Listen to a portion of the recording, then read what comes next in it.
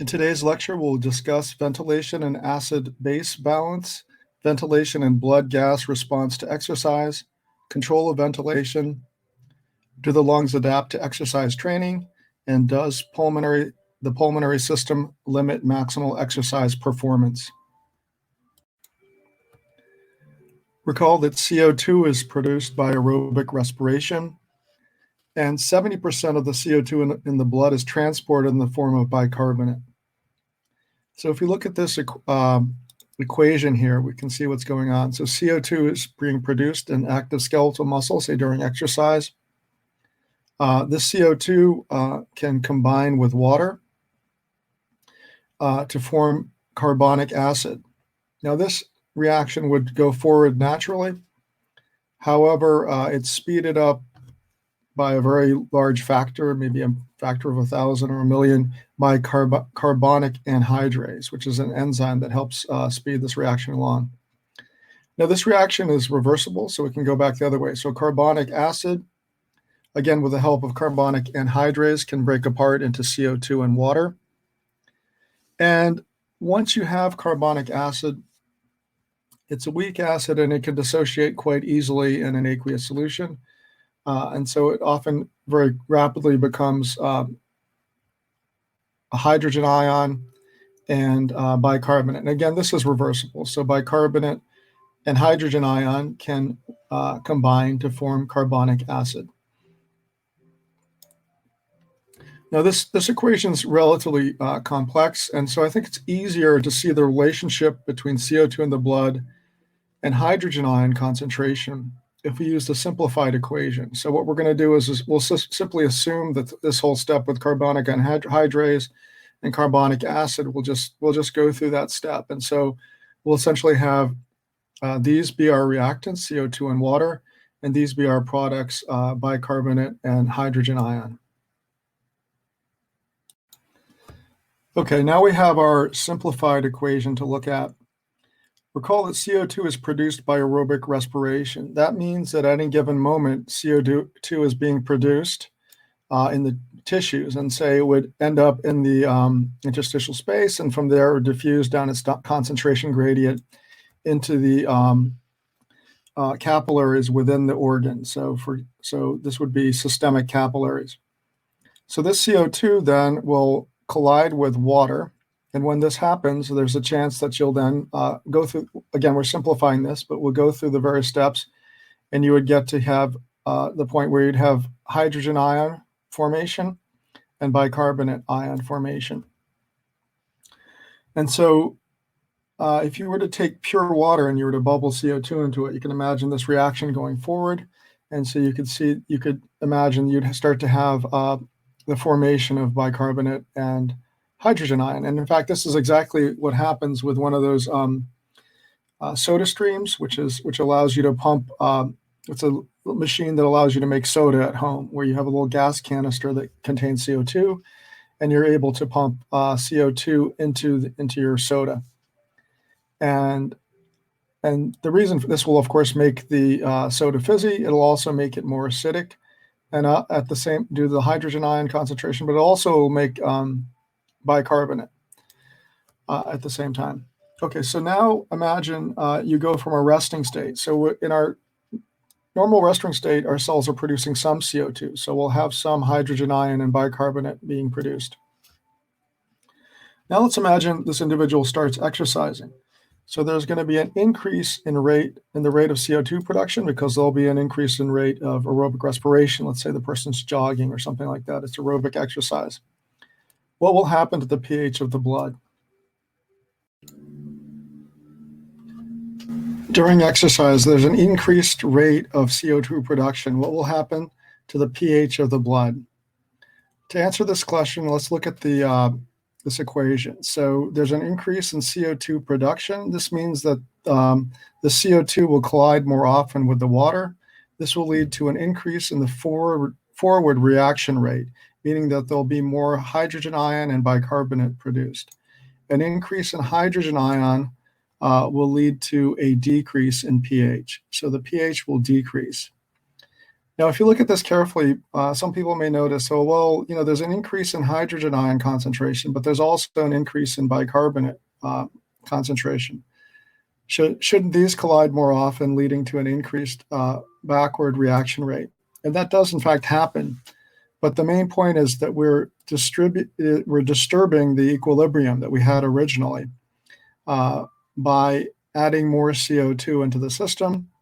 And so the overall effect is there's going to be an increase in the forward reaction rate, and there'll be an increased formation of hydrogen ion and bicarbonate as products. And so, yes, there will be an increased backward reaction rate. But recall that we're not just putting the CO2 in once and then like a bulb, with the soda stream, putting it in and stopping it. No, we're continuously adding the CO2. So even though the backward reaction rate would in fact increase, the forward reaction rate increases also. And this is going to lead to this increased rate of hydrogen ion formation as well as bicarbonate ion formation. Okay, let's take a look at what might happen when you start to exercise. Normally what happens is the rate and depth of pulmonary ventilation increases, and this will cause a decrease in the concentration of CO2 in the alveolar airspace. Recall that there's very little CO2 in the atmosphere that we're breathing in. And so when we breathe in fresh air, that mixes with the used air within the lungs, and that decreases the partial pressure of CO2 within the alveolar airspace. As a result of this decrease in the partial pressure of CO2 within the alveolar airspace, there'll be an increased rate of diffusion of CO2 out of the pulmonary capillaries. So there's a certain partial pressure of CO2 within the pulmonary capillaries. So if you decrease the partial pressure within the alveolar airspace, you're making the pressure difference greater than it would have been without this increase in pulmonary ventilation. And therefore the diffusion rate will be higher. And that's based on Fick's law of diffusion, which we've discussed previously. There is a reduction in the concentration of CO2, therefore in the blood, with this increase in pulmonary ventilation. So what will happen to the pH of the blood? As I stated on the previous slide, with an increase in pulmonary ventilation, meaning there's an increase in rate and depth of breathing, the body should get rid or offload more CO2 than it would have otherwise. So this leads to a decrease in the CO2 concentration within the pulmonary capillaries. Less CO2 will collide with water, and therefore there's a decrease in the rate of the forward reaction, which would produce hydrogen ion and bicarbonate. So the backward reaction rate would still be there. In other words, we'd have hydrogen ion and bicarbonate. They would still end up colliding with each other, and we'd have a certain backward reaction rate. So because of the removal of CO2, we have an imbalance now, and so that there would be a higher, essentially the backward reaction rate would be higher than the forward reaction rate. And therefore, there would be a reduction in hydrogen ion concentration and a reduction in bicarbonate ion concentration. A reduction in hydrogen ion concentration leads to an increase in pH. So we'd expect the pH to increase. To test your understanding, what happens to blood pH when you hold your breath? When you hold your breath, your cells continue to metabolize aerobically, and therefore there's going to be an increase in CO2 level in your blood. The excess CO2 reacts with the water to form additional carbonic acid, which dissociates into hydrogen ion and bicarbonate. Therefore, there's an increase in hydrogen ion concentration in your blood, and this would lead to a lower blood pH. Based on the things we've discussed, we can summarize a few and have a few takeaway points. First is aerobic respiration adds hydrogen ion to the blood. And the other thing is that pulmonary ventilation removes hydrogen ion from the blood. Increased ventilation results in greater CO2 exhalation. This reduces the pCO2 in the blood, and it leads to a reduction in hydrogen ion concentration, and this means that pH increases. decreased ventilation results in a buildup of CO2. So the extreme example is the one we just had of holding your breath. This increases CO2 and hydrogen ion concentration, and pH of the blood will decrease. Therefore, an increase in pulmonary ventilation causes exhalation of additional CO2, which results in a reduction of blood PCO2 and a lowering of hydrogen ion concentration, and pH increases. Now let's take a look at what happens to an athlete when they're doing submaximal exercise. This would be an exercise that's below the lactate threshold, and it's something they could keep up without any trouble for a certain period of time. So what you can see in this graph is that initially ventilation, and it's a transition from rest to exercise. So initially they're resting, so they have a ventilatory rate of say 10 liters per minute. And this is pulmonary ventilation we're looking at. And then in the first minute or so, it increases pretty dramatically, and it starts to stabilize and eventually plateaus by 2 to 3 minutes. Now, if we look at the partial pressure of oxygen within the arterial blood, at rest, it's about 100 millimeters of mercury. And during the initial transition to exercise, that first minute or so, there is a dip in this partial pressure of oxygen. It's not very large, but it does dip a bit, and then it comes up again. What this is indicating is that there's a little bit of a delay. In other words, and you can actually see that here, the pulmonary ventilation rate does take a little bit of time to increase to what it should be. And so you can imagine what's going on there. There are, when you start exercising, there are central commands that are issued from the motor cortex in the brain that tells your body, hey, you're exercising, we need to increase the amount of pulmonary ventilation appropriately. There's also proprioceptive feedback. This is feedback such as stretch receptors that tell your body about muscle length. There are joint proprioceptors that tell you about joint angles. And there's also proprioceptors that measure tension within muscle. They're sending feedback to the central nervous system. That feedback's also leading to an increase in ventilation. And there are, of course, also oxygen sensors within the carotid bodies and things like that. So there's a lot of feedback going on. And very rapidly, the pulmonary ventilation does reach the level it needs to be at. And then you can see at that point, you reach a steady state in which the partial pressure of oxygen in the arterial blood is, in fact, flat.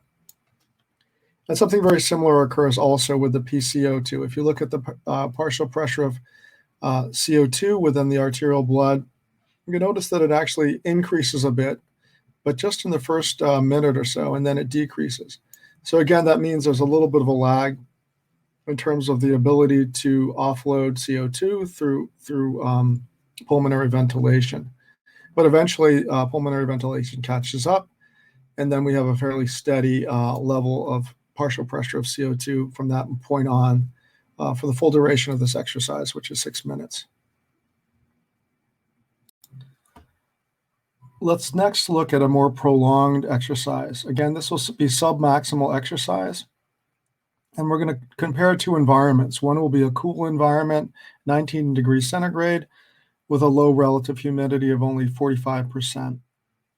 Now, if we look at the exercise in a cool environment, you can see that the pulmonary ventilation is more or less flat. It drifts up a little bit towards the end of the exercise. So there seems to be a slight increase in pulmonary ventilation over time. The reason for that is there's probably been a buildup of core temperature as this person's exercising. Now, the person, of course, is sweating and so forth, but despite all the best efforts of the body to offload that heat, there probably is a bit of an increase in core body temperature. And this will lead to an increase in respiratory pulmonary ventilation, so V sub E. And the reason for that is probably it is metabolically expensive. So there's a reason for this, which is probably has to do with the increased blood flow through the skin. So the heart is now acting, for example, to push blood through not only the skeletal muscles in the arms and legs if the person's running, but also through the skin. And that's a substantial amount of blood that it has to pump through the skin. So that would be one among other numerous reasons that why probably the metabolic rate is going up, drifting upwards a little bit. Now that's pretty minor though. But if you put the person in a hot environment, hot and humid environment, so it's warmer, there's also higher relative humidity, then you can see that this drifts up very clearly, that by the end of this exercise, the person is now doing a higher rate of pulmonary ventilation. And the reason for that, again, is that the body is detecting this increase in core body temperature, and there's an increase in ventilation to help compensate for that. And again, it's the exact same reasons you'd have an increased metabolic rate due to the fact that you have to pump a lot of blood through the skin, and there might be also some metabolic cost to sweating and so forth. Now, what's interesting, so this is basically one of the main points here, is that you can have this sort of drift upwards in pulmonary ventilation that occurs when you're exercising in a hot and humid environment. The other thing that we can see here, though, which is interesting, is that if we look at the PCO2, you notice in both cases it's relatively constant throughout this quite long exercise duration of about 50 minutes. So what does that indicate? Well, this indicates that the person is, in fact, successfully keeping up with the generation of CO2 through aerobic respiration in the skeletal muscles. And the body is, through these increases in pulmonary ventilation, able to offload the CO2. And so we're not really seeing much of a buildup of CO2 in the blood. I should point out something else that may be a little confusing here. You may recall that when a person is at rest, one of the main signals that leads to an increase in pulmonary ventilation is the arterial concentration of CO2. In other words, the PCO2, partial pressure of CO2 within the blood. So here, the partial pressure of CO2 is maintained very constant, even though this person is exercising. So you may say, well, why would this person be breathing at a higher rate and with greater depth if the PCO2 is remaining constant, if that's in fact the main signal? Well, it turns out it is the main signal when a person's just simply resting. If you just say resting, reading a book, or sitting around, then PCO2 is one of the main things your body does pay attention to. However, when you're exercising, your body really doesn't pay that much attention to PCO2. It's other things which I discussed earlier, which it has to do with the fact as you're running, your body knows it's running because your motor cortex is generating signals to coordinate the arms and legs. And so it generates a signal that says, hey, I'm exercising, and it sends that signal to the appropriate other parts of the brain. And as I said, there's also a lot of sensory feedback that's telling your body that it's very actively engaged in exercise. And so that's another important thing. So the PCO2 is actually a minor component of the sensing when you're actually exercising. And so other things actually help to determine ventilatory rate and depth. We're next going to look at a comparison of an untrained student, so a healthy but untrained student, and an elite trained runner with incremental exercise. Recall that incremental exercise is exercise in which we gradually increase the work rate all the way up to 100% of VO2 max. And what we're going to look at are things like pulmonary ventilation rate and arterial oxygen concentration and pH. So let's first look at ventilation. So if you look at the untrained student, you'll notice that as we incrementally increase the work rate, there's a more or less linear increase. Now, eventually, though, this starts to become nonlinear. You can see that I've added this line here to show that there's different slopes here. And sort of the book describes this as exponential. It's really hard to make an exponential curve out of only two to 3 points here, but it appears that there is a change in the slope here.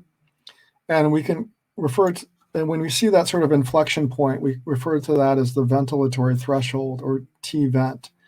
And this is where the point at which there's something changing here now. And as your book says, it goes from linear to exponential. It's not so convincing here that this is exponential, but nonetheless, there is a change. And this is occurring here in this individual at around 75% of VO2 max. If we compare this with the elite trainer, we see something a little bit different. This person, it is very linear for this particular individual, up to about 75% of Vmax. And then as the work rate increases to 100%, then you can see that this is, I think this can be properly described as exponential. It seems to be taking off very rapidly. So there's an increase, very rapid increase in the pulmonary ventilation rate as this elite trained athlete approaches their maximal aerobic ability, their VO2 max. We're next going to compare the partial pressure of oxygen within arterial blood in the untrained student and the elite trained runner. For the untrained individual, as you increase the work rate, you see a linear decrease in the partial pressure of oxygen in his or her arterial blood. But overall, it doesn't decrease very much. It decreases from about 100 millimeters of mercury to looks like roughly 92 or so. So overall, we could state that the PO2 is maintained within 10 to 12 millimeters of mercury, the resting value. If we look at this individual who's an elite trained athlete, as we increase the work rate, again, it looks like there's a fairly linear decrease in partial pressure of oxygen within the arterial blood. But then as you go from 75% to 100% of the work rate, so at very intense levels of exercise, the arterial partial pressure of oxygen drops tremendously. So on average, you may see a decrease of 30 to 40 millimeters of mercury at near maximal exercise intensities. This is so low that it's referred to as hypoxemia, meaning a low blood oxygen level. And this phenomenon is seen in about 40 to 50% of elite athletes. So let's look into this difference in a little more detail. First of all, why would the elite athletes see this show such a large drop in partial pressure of oxygen in their arterial blood? Well, one thing to keep in mind, of course, is the elite athlete is doing probably their maximal work rate is much higher than that of the non-trained person. So they're doing a lot more work, and therefore it makes sense that their body would be using up a lot more oxygen than an untrained athlete. So that's a partial explanation. So what would actually be causing, though, this mechanistically? Well, one possibility, and we've actually talked about this before, which is that as a person is doing light to moderate exercise, then that actually increases the ventilation. It brings the ventilation perfusion ratio closer to 1, which is good. That means that there's a very efficient transfer of oxygen from the alveolar airspace into the pulmonary capillaries. But as I mentioned previously in other presentations, that as you go to really intense exercise, there actually can be a ventilation perfusion mismatch. And so that actually may explain in the non-athlete some of this difference that's being shown here, and it may account for at least partially for what's going on in the elite athlete. Another possibility, though, is that remember, as a person has increased the intensity of their exercise, they're increasing their cardiac output. And so blood, for example, let's take a resting example. For a typical person at rest, the cardiac output is 5 liters per minute. In an untrained individual, but who's very healthy, that may increase to 25 liters of blood per minute. In an elite athlete, it may increase even more. It might be more something on the order of 35 liters per minute. So the blood is moving very quickly, essentially through the circulatory system. And this is good because it can help deliver oxygen to the skeletal muscles that are actively exercising. But it can be bad too, because if you look at the pulmonary circuit, this means that the blood may be going through the pulmonary capillaries very quickly. Now, and that means there's less time for diffusion of oxygen from the alveolar airspace into the pulmonary capillaries, and therefore there's less time for the blood to load oxygen onto the hemoglobin. So if we look here, this is a person at rest. If you look in the alveoli of the lungs, in the alveolar airspace, the PO2, or partial pressure of oxygen, is 104 millimeters of mercury. If you look in the pulmonary veins, the PO2 is 100 millimeters of mercury. So it's very close. It achieves almost, it's almost the same as the value of the partial pressure of oxygen within the alveoli of the lungs. But if the blood is the ability to equilibrate between those two spaces, between the alveolar airspace and the pulmonary, the blood plasma within pulmonary capillaries, that takes time. And so if the blood is passing really quickly through the pulmonary capillaries, you may not achieve such a high partial pressure of oxygen within the pulmonary veins. When we look at pulmonary ventilation as well as arterial oxygen levels, we find that there are sex differences. When matched for age and body weight, women have smaller diameter airways compared to men. This means there's a greater resistance to airflow, and this means there's also a greater energy requirement for breathing. And this could potentially lead to greater fatigue of respiratory muscles, particularly for some sort of an endurance type event. And in fact, we found that elite female endurance athletes are more likely to experience exercise-induced hypoxemia than male athletes. Now, that's a correlation. We don't really know if the smaller diameter airways is the reason for this hypoxemia, but that's just a potential hypothesis. There may be other factors also that contribute to this. The take-home messages are: at the onset of constant load submaximal exercise, ventilation increases rapidly, followed by a slower rise toward the steady state value. Arterial PO2, partial pressure of oxygen, and PCO2, partial pressure of CO2, are maintained relatively constant during this type of exercise.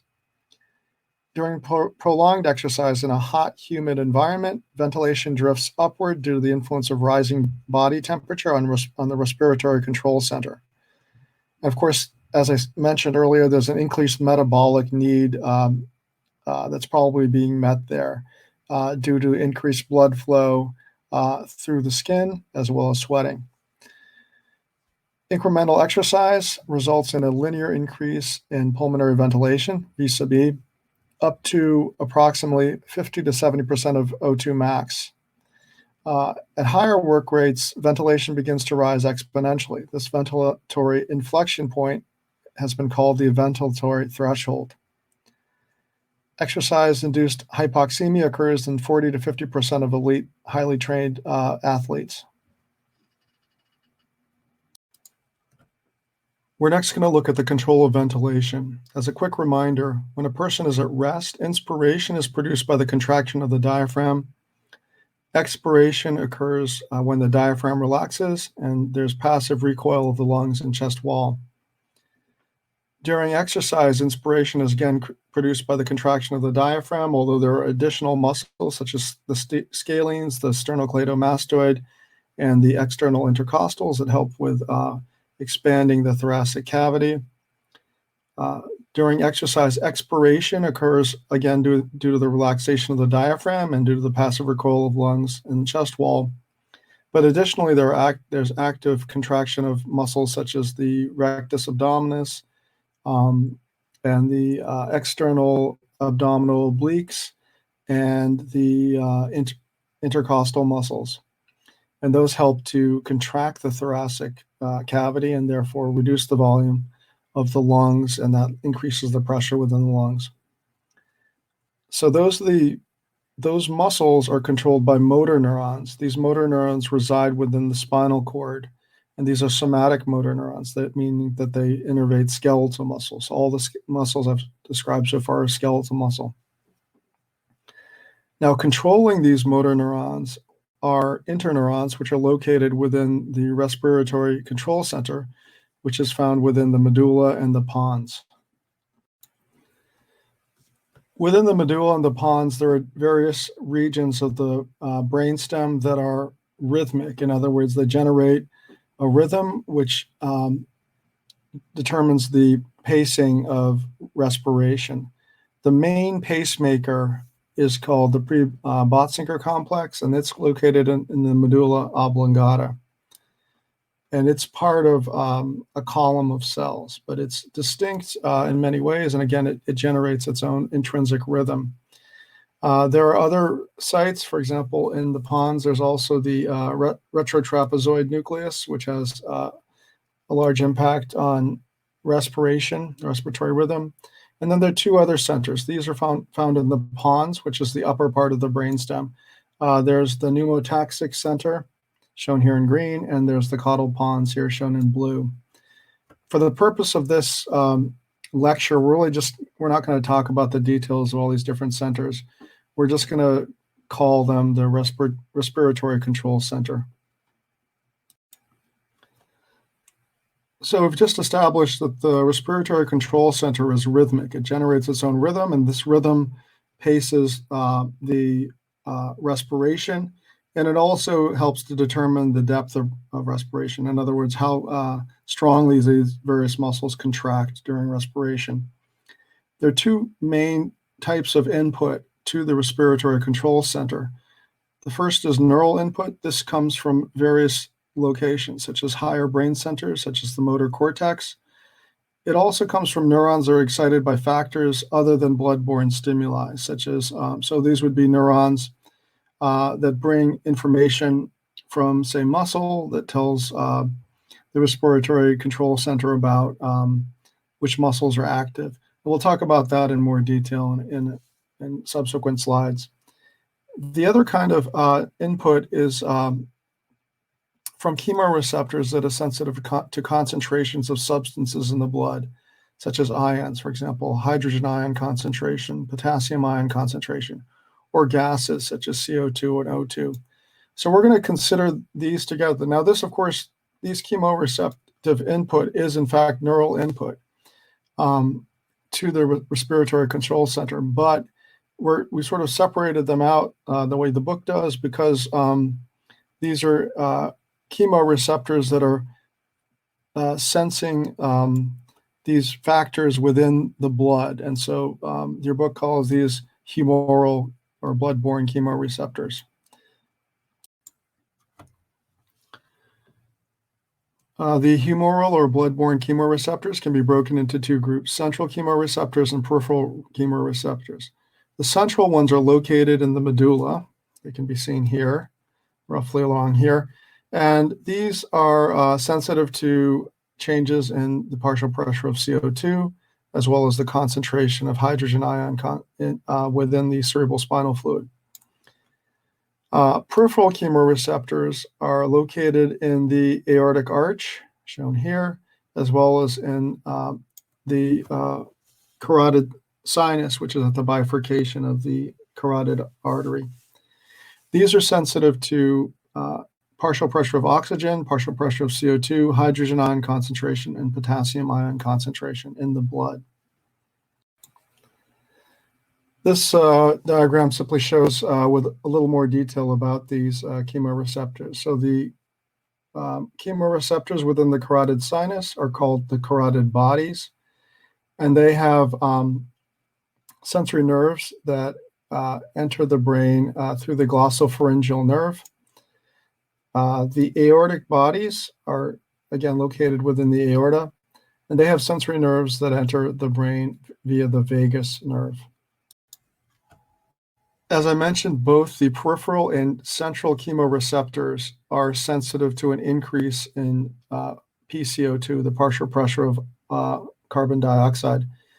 So with an increase in arterial PCO2, we see here in this graph an increase in pulmonary ventilation. And it's a very linear response, as you can see here.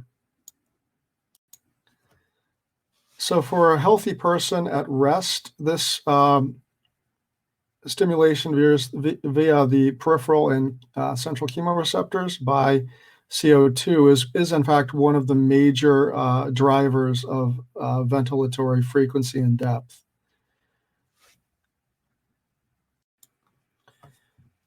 Recall that in addition to CO2, the carotid bodies are also sensitive to the level of oxygen within the blood. Low levels of oxygen stimulate chemoreceptors in the carotid bodies, which leads to an increase in pulmonary ventilation. Note, however, that normally these chemoreceptors are not very active. I mean, they don't. They have a certain baseline activity level, and that doesn't change much unless you get to really quite low levels of arterial PO2, or partial pressure of oxygen. So, for example, here, this diagram shows that really there isn't. This is a relatively flat curve. I realize this is increasing a bit, but it's relatively flat over a wide range of PO2 values. But then once you start to get below about 70 or so millimeters of mercury, then there starts to be a real effect of the decrease in PO2, meaning that at that point, these chemoreceptors become much more active, and they will stimulate an increase in pulmonary ventilation. And so the idea here is, normally for most people, under normal conditions, say at sea level in a healthy person, you would never typically see the oxygen levels drop this much even during exercise. And so for the most part, these oxygen sensors are not very active in terms of determining pulmonary ventilation. Now, this changes in a couple of situations. One is if you go to high altitude.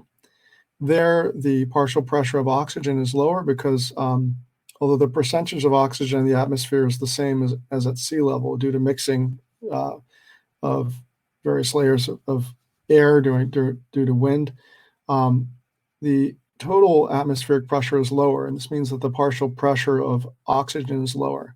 And this leads to quite a large reduction in partial pressure of oxygen within the arterial blood.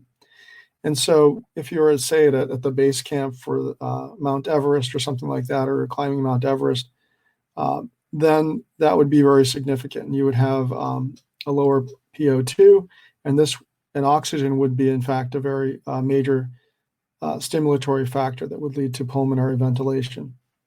Now, there are other situations that can also lead to this. So, for example, if someone has a disease state such that they're not able to, their lungs are, say, filled with fluid due to pulmonary edema, then they may not be able to get as much oxygen as into their pulmonary capillaries as they should. And this would lead to a decreased partial pressure of oxygen. And again, so this would be a situation in which these carotid body oxygen sensors would be very active, and they would stimulate an increase in pulmonary ventilation. In addition to these chemoreceptors that pay attention to blood levels of ions and gases, neural input is very important. So there's neural input to the respiratory control center from the motor cortex. This input from the motor cortex is particularly important during exercise. So in other words, the motor cortex generates the patterns of motor activity that drive the arms and legs, for example, when you're running. And at the same time, it sends essentially a copy of this information telling the respiratory control center that you're actively engaged in exercise, and that the frequency and depth of respiration should increase. So that turns out to be extremely important, and that's a major driver of respiratory frequency and depth during exercise. Now, in addition, when you're exercising, of course, your muscles are active, and you have muscle mechanoreceptors, such as muscle spindles. These sense length changes within the muscle, so they're stretch receptors. There are Golgi tendon organs. These are sensory receptors that measure tension within the muscle. Within the tendons, but it's telling us about the tension within the muscle. And then there are also joint pressure receptors. So all these types of mechanoreceptors send an input actually to the respiratory control center. So again, when you're actively engaged in exercise, there'd be a lot of input coming from these sensors going to the respiratory control center, essentially telling it that you're exercising and it should increase the rate and depth of breathing. In addition, muscles actually have chemoreceptors. So these are sensitive to potassium ion concentration and hydrogen ion concentration. When a person's actively exercising, there may be increases in hydrogen ion concentration due to the generation of CO2 during aerobic respiration. There's also generation of increased hydrogen ion concentration due to the production of lactic acid by anaerobic metabolism. And there's also an increase in potassium. So muscles are excitable cells, and with each action potential, there's an efflux of potassium. So typically there would be at least a slight increase in potassium in the extracellular space around active muscle fibers, and this can be detected by these muscle chemoreceptors. So again, this would be another indication that your muscles are active, and this information is sent to the respiratory control center, and it helps to increase or stimulate respiration. So together, these things are important for regulating breathing during submaximal steady state exercise. In other words, if you start exercising, you need to be able to send information right away in the beginning saying that the body is exercising. And so these types of neural input are very good for that. They give immediate input to the respiratory control center, indicating that the body is now exercising. And this is then coupled with the other types of input which we just talked about, which are the chemoreceptors that are paying attention to blood-borne levels of CO2 and hydrogen ion concentration and things like that. And then together, these help to really precisely regulate the rate and depth of respiration. This table goes over some of the things we've discussed. Chemoreceptors located in the medulla oblongata are considered to be central chemoreceptors. They're sensitive to an increase in the partial pressure of CO2 within the blood. Now, the carotid bodies are peripheral chemoreceptors. They're also sensitive to an increase in PCO2. They're also sensitive to a decrease in pH, and they're sensitive to a decrease in oxygen partial pressure. Another type of peripheral chemoreceptor would be the aortic bodies. These are sensitive to an increase in partial pressure of CO2 and a decrease in pH. We also have muscle mechanoreceptors. These essentially send input to the respiratory control center when there's an increase in muscle contractile activity. These consist of things like muscle spindles and Golgi tendon organs. Okay, so then finally there's muscle chemoreceptors. These are also called muscle metaboreceptors, and they're sensitive to a decrease in pH, which of course is an increase in hydrogen ion concentration, and they're sensitive to an increase in potassium concentration, which would indicate that the muscles are actively contracting. Okay, so when you start exercising, like let's imagine you're resting and then you suddenly start running. And let's imagine it's submaximal exercise. You're not pushing yourself to the lactic threshold or anything like that. It's still relatively remarkable because a lot of things have to happen just right to supply oxygen to your muscles, to maintain blood pressure and things like that. So a lot of things just have to really happen in a really correct fashion. So one of the things that happens, and you saw this earlier when we looked at the graph showing that when you first start running, you start from a low level of pulmonary ventilation, and then it doesn't instantly jump up. It actually kind of goes up relatively rapidly, and then it sort of plateaus and then hits a steady state. In order for that pulmonary ventilation to jump up quickly in the first place, you need to have information going to the respiratory control center in a very timely fashion. And so it turns out, in order to increase that pulmonary ventilation really rapidly in the beginning of just starting exercise, the main driver of that phenomenon seems to be higher brain centers, and this is referred to as central command. So in other words, your motor cortex is actively generating the signals that coordinate your arms and legs and so forth, and thus your body as you're running. It also sends us input to the respiratory control center, telling it that the body is active. So that's one of the main things that jumpstarts this process of increasing pulmonary ventilation. At the same time, as soon as you start exercising, then there's sensory feedback from these mechanosensors, which include the spindle fibers and the Golgi tendon organs within the muscles. And so they send input directly back to the respiratory control center within the brainstem. And this also leads to a very rapid increase in pulmonary ventilation. Now, eventually, once you start to hit that steady state, remember that it would sort of plateau and you're getting to that steady state. Eventually, this jump in pulmonary ventilation has to be fine-tuned. And so we think that at that point, these humoral chemoreceptors, which pay attention to hydrogen ion concentration, CO2, O2, potassium, and so forth, they're going to start to help to regulate the ventilation rate and depth.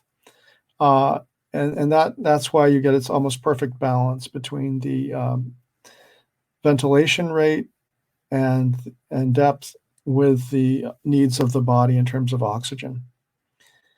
Okay, now if we go to heavy exercise, then recall that okay, if we looked at we had this graph where we look at incremental exercise. We saw that initially there was a linear rise during the submaximal exercise as we increased the percentage of VO2 max. So as we increased the intensity of the exercise, and then towards the end, around 70% of VO2 max, there was suddenly a nonlinear rise in the pulmonary ventilation. And so to explain that, there's a couple possibilities. One is that you may be hitting the lactic threshold. So now there's anaerobic metabolism going on within the muscles, skeletal muscle as well as cardiac muscle.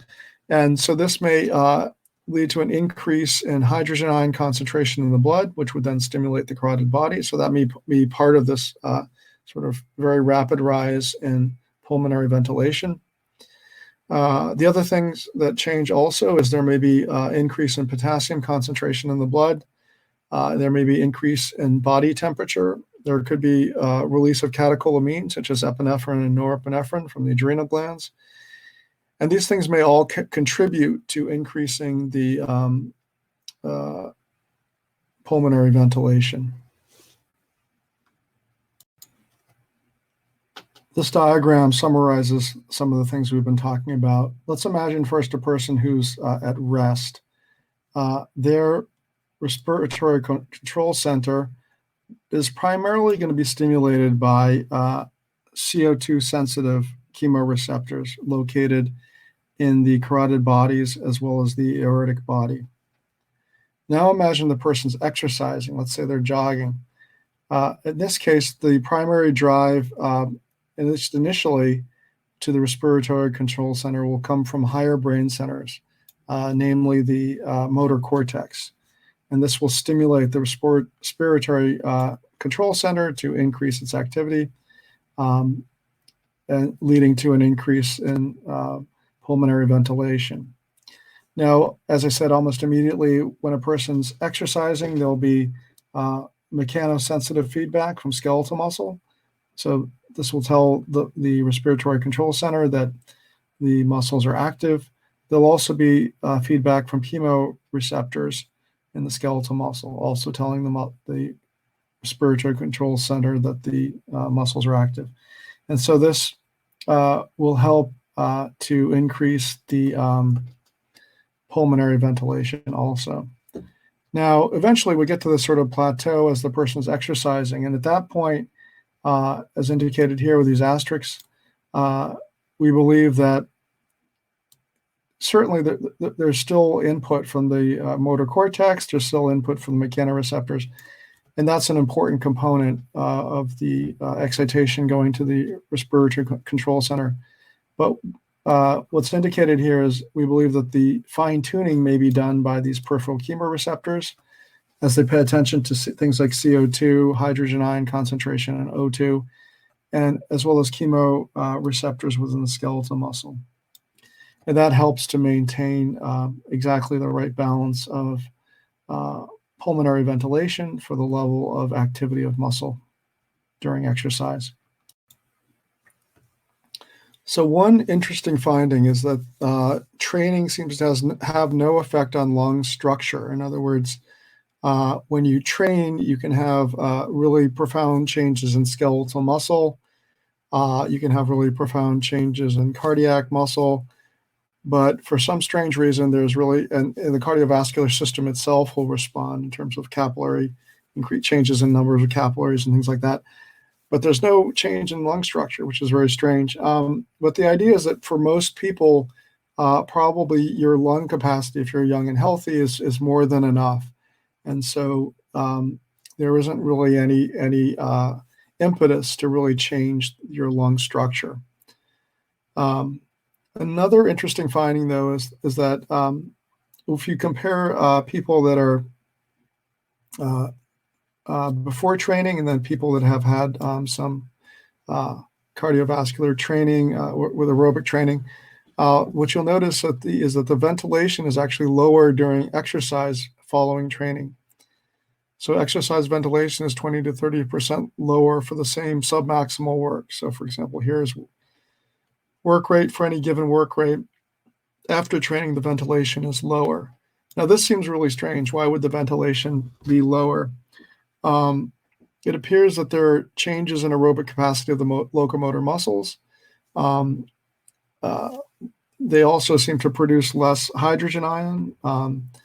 And so then there also may be less afferent feedback. Remember, there is mechanosensors within the muscle that sends information about the activity of muscle to the respiratory control center. There seems to be less of that feedback.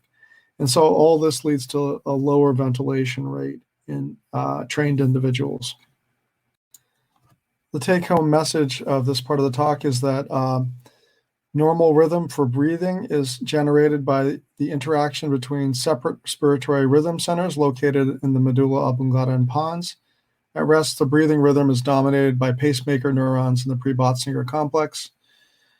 During exercise, the respiratory control center receives input from both neural and humoral sources. Neural input to the respiratory control center can come from higher brain centers and from receptors in exercising muscle. Humoral chemoreceptor input may arise from central chemoreceptors and peripheral chemoreceptors. The central chemoreceptors are sensitive to increases in PCO2 and decreases in pH. The peripheral chemoreceptors are sensitive to increases in PCO2 and decreases in PO2 or pH. The primary drive to increase ventilation during exercise comes from higher brain centers. This is referred to as central command. Also, humoral chemoreceptors and neural feedback from working muscles active fine-tune ventilation and play a key role in controlling breathing during exercise. As I discussed earlier, the effect of exercise training on lungs. Training does not alter lung structure. And the reason for this appears to be that normal lung exceeds the demand for gas exchange. Therefore, training-induced adaptation is not required for lungs to maintain blood gas homeostasis during exercise. One debate in exercise physiology is what exactly limits an athlete's performance. Is it the skeletal muscles? Are they fatiguing? Is it the cardiovascular system? Is the heart fatiguing? Is it the respiratory muscles? Are they fatiguing, such as the diaphragm and the external intercostal muscles, the abdominal muscles, all the different muscles that are involved in respiration? Well, it turns out for most exercises, for example, for low to moderate intensity exercises, the pulmonary system does not limit exercise tolerance. So in other words, it's not the limiting factor in an exercise.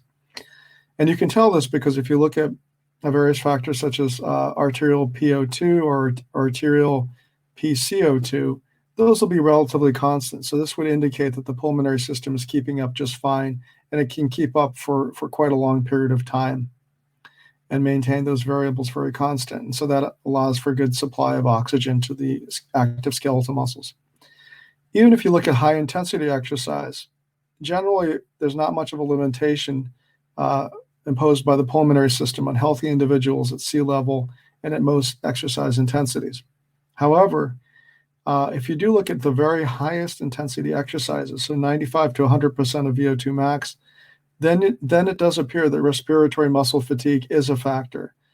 And for example, there was one very interesting study in which what they did was they replaced nitrogen with helium, and so it'd be helium and oxygen rather than nitrogen and oxygen. Now, this turns out to be a lighter gas, so it's much easier to respire. And so when they did that, then they found that the athlete's performance was improved. And that would mean that the respiration was a factor, that breathing air in and out was perhaps causing respiratory muscle fatigue, or perhaps it was actually leading to diversion of blood to the respiratory muscles that could have been used for the skeletal muscles. So it does appear that the respiratory system can impose some limitations on very intense exercises. And we actually saw this earlier in this presentation when we looked at elite endurance athletes. Recall that about 40 to 50% of them actually experience hypoxemia, meaning they have low blood oxygen levels. And this indicates, again, that the respiratory system does not seem to be keeping up with the demand imposed by the skeletal muscles. The take-home messages are the pulmonary system does not limit exercise performance in healthy young subjects during prolonged submaximal exercise, for example, work rates below 90% VO2 max. In contrast to submaximal exercise, new evidence indicates that the respiratory system may be a limiting factor in exercise performance at work rates of greater than 90% VO2 max. And the reason for this appears to be respiratory muscle fatigue. Further, incomplete pulmonary gas exchange may occur in some elite athletes and limit exercise performance at high exercise intensities.